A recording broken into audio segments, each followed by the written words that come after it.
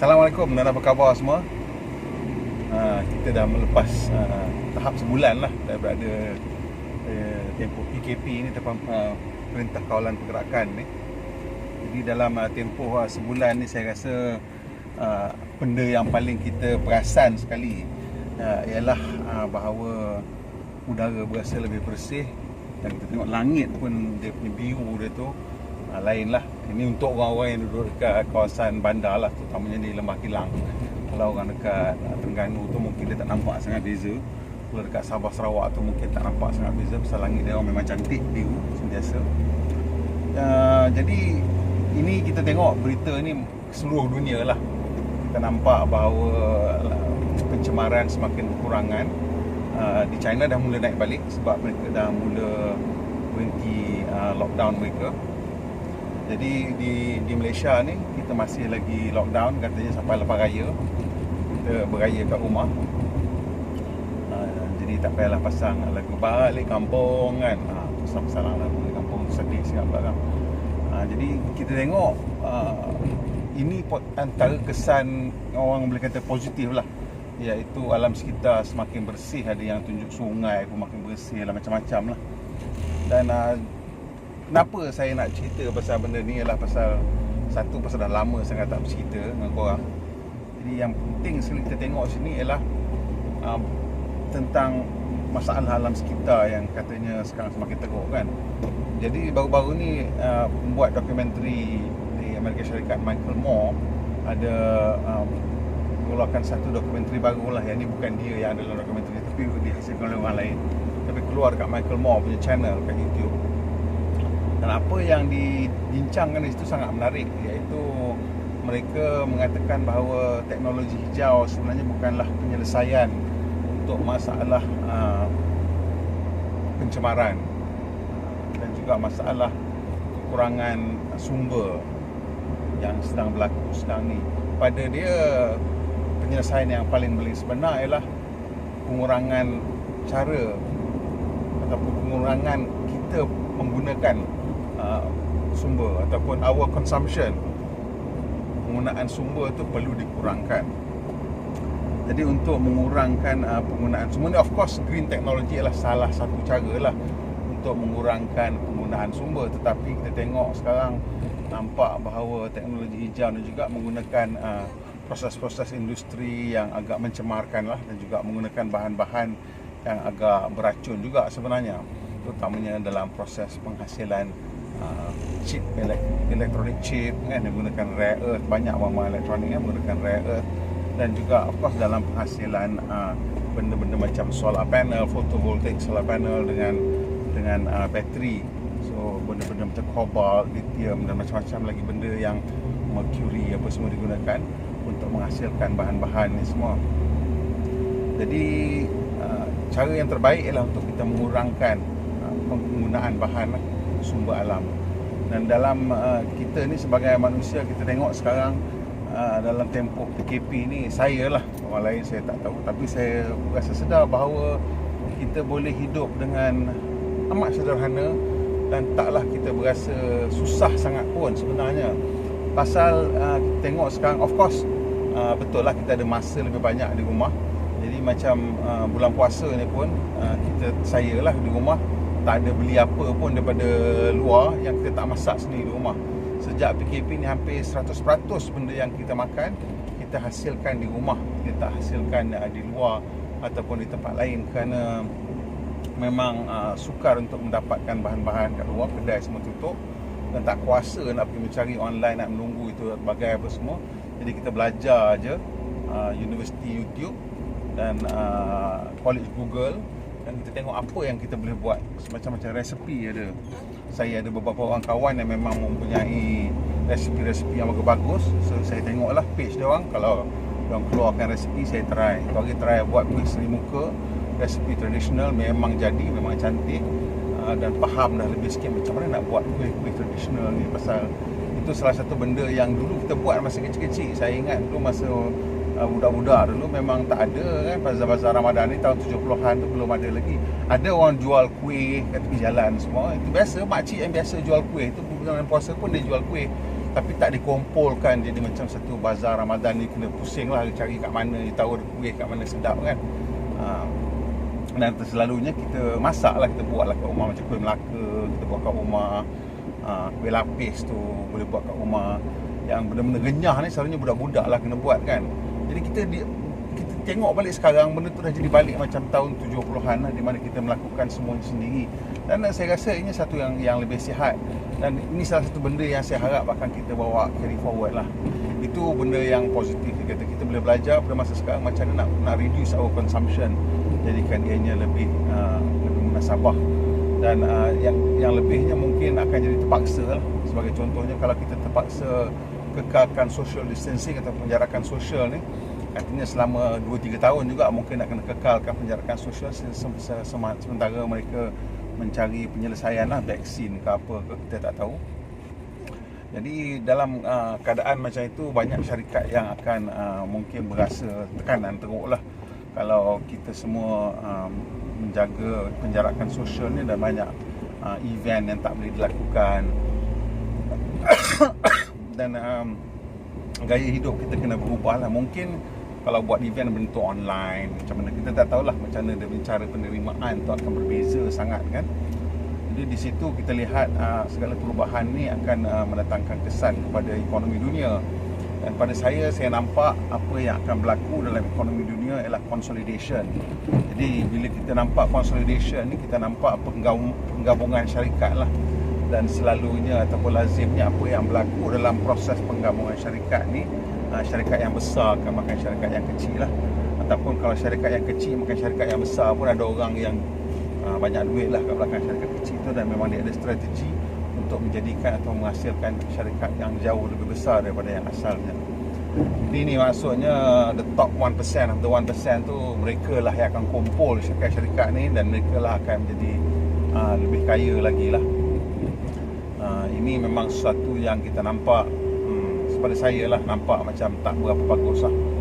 Akan lebih banyak syarikat-syarikat yang lebih besar, yang mungkin akan lebih menguasai dunia lah. Consolidation ni akan berlaku selalunya bila keadaan tak menentu dalam suatu industri tu, consolidation akan berlaku. So kita lihat benda ni akan berlaku. Syarikat-syarikat yang kecil dan sederhana mungkin akan gulung tikar dan dimakan oleh syarikat-syarikat yang lebih besar. So di situ kita lihat ini salah satu saya nampak kesan yang negatif yang akan berlaku apabila selesainya ribut COVID-19 ni, dan kita lihat keadaan begitu yang berlaku. Jadi saya apapun kita masih lagi hidup sebagai individu sebenarnya. Jadi saya berharap bahawa pihak kerajaan memerhatikan bagaimana cara untuk menyambung kembali ekonomi kita tanpa mendatangkan kesan yang terlalu teruk kepada individu. Pada saya, kalau syarikat nak bankrupt tu tak ada halnya, biarkan dia bankrupt pun tak apa, tapi pastikan mereka yang dah tak ada kerja tu masih lagi mendapat gaji lah. Pasal kalau kata syarikat A tu bankrupt kan, mesti ada orang yang akan nak beli aset-aset syarikat tu untuk digunakan sebagai perniagaan baru. Sebagai contohnya Malaysia Airlines lah, kita tengok macam wah teruk keadaan Malaysia Airlines, semua orang kata teruk lah Malaysia Airlines, teruk tak ada untung, tapi masih juga ada orang nak beli kan. So kalau syarikat penerbangan yang lain pun nak bungkus pun, bungkus tak apa, tapi kita kena pastikan yang pekerja-pekerja tu lah nasib mereka terbela. Dan juga kita kena melihat bagaimana boleh mencari pembeli baru lah. Mungkin ada orang lain yang lebih cekap kan, yang boleh menghasilkan sesuatu yang lebih baru. Pasal kita tengok dalam masa depan, mungkinkah model low cost airline ni dah tak boleh pakai. Sebab kalau kata kapal terbang kena maintain social distancing, adakah kita kena tengok dalam kapal terbang sendiri tu layout dia, kursi tu kena duduk selang-selang ke macam mana ke? Pasal buat masa ni nampaknya itu salah satu option lah. Dan option tersebut dikatakan gila kerana tak realistik lah. Mungkin tambang akan jadi mahal, terpaksa jadi mahal oleh sebab itu. Dan juga disebabkan kos-kos lain yang terlibat lah. Mungkin semua orang kena ambil quick test before masuk kapal terbang, ataupun buat masa awal ni, kalau tak demam baru boleh masuk kapal terbang, kalau demam tak boleh masuk kapal terbang. So benda-benda macam tu mungkin akan menjadikan travel lebih mahal lah. Sebab kita mungkin kena ambil health travel insurance. Kalau kita dah beli tiket buatnya hari tu demam tak boleh travel, macam mana kan kita nak beli tiket baru. So mungkin kena ada new kind of health travel insurance pula lah, untuk memastikan perkara-perkara itu tidak mendatangkan kesan terlalu teruk kepada pengguna. Jadi dalam industri kereta ni kita nampak mungkin akan terkesan lah, kerana dalam keadaan sekarang ni, apabila kita lihat pendapatan jatuh kekurangan dalam tempoh setahun dua ni akan terkesan jugalah industri kereta. Dan kita tak tahu ke mana arahnya akan pergi dengan industri minyak juga. Kelihatan teruk lah, oil and gas lah. Syarikat-syarikat besar pun dikatakan mula berasa risau lah, kerana banyak syarikat oil and gas ni memang besar-besar, tetapi mereka mempunyai overhead yang agak tinggi, terutamanya pada level exploration dan juga untuk refinery lah. Benda-benda tu semua sangat mahal. Memang dia punya untung dia tu memang banyak lah kan, bila dia orang dah boleh jual. Tapi selagi kalau tak boleh jual, benda tu akan menjadi masalah lah kepada mereka. So kita lihat mungkin juga akan berlaku consolidation kat situ lah. Di mana lagi sekali saya kata, bila consolidation tu for me tak semestinya sesuatu yang negatif, tapi juga tak semestinya sesuatu yang positif lah. Dan kita tengok benda ni mungkin akan mendatangkan kesan kepada rupa bumi industri oil and gas dan banyak industri-industri lain. Industri kereta juga saya berasa mungkin akan berlaku sesuatu perubahan jugalah yang mungkin agak besar, tapi kita belum nampak apa perubahan tersebut. Sama ada kalau kita tengok syarikat industri penerbangan, saya rasa kapal terbang akan makin jadi makin kecil, kerana apabila jumlah penumpang terpaksa dikurangkan, jadi buat apa nak fly kapal terbang besar-besar tu yang mungkin akan kosong kan. Walaupun dia besar, tapi saya rasa benda ni bukannya akan berpanjangan selama-lamanya. Pasal kita tengok Spanish flu pun akhirnya kita kembali macam biasa juga, walaupun yang itu berjuta-juta juga orang mati, dan penjudahnya ada dijumpa ataupun kita dah lupa ke apa tak tahu, ataupun we just evolve and now have herd immunity ke apa, kita tak tahu. Kita jalan macam biasa. In fact, influenza biasa pun setiap tahun lebih kurang 500,000 orang mati di Amerika Syarikat sahaja. Di seluruh dunia berjuta-juta juga orang mati daripada influenza biasa. Dan memang kalau kita tengok orang bersin, kita pun masih berjaga-jaga. Tapi sekarang keadaan tu akan menjadi ekstrim sikit lah. Bila kita nampak orang bersin, kita akan lebih risau lah. Dan kita nampak orang batuk, kita akan lebih risau. Jadi kita mungkin akan jadi more germaphobe lah kan? Ramai orang fobia kepada kuman dan ada yang memang ekstrim, ada sentiasa pakai face mask. Jadi face mask tu mungkin akan menjadi satu new normal lah. Dan kita kena ambil satu attitude yang berbeza untuk face mask ni. Bukannya kita nak melindungi diri kita daripada orang lain, tapi kita nak melindungi orang lain daripada diri kita. Macam tu lah kita punya attitude. Kalau semua orang carry attitude, dan semua orang akan pakai, dan semua akan lebih berjaga-jaga dan tak akan bersin dan batuk secara terbuka lah kan.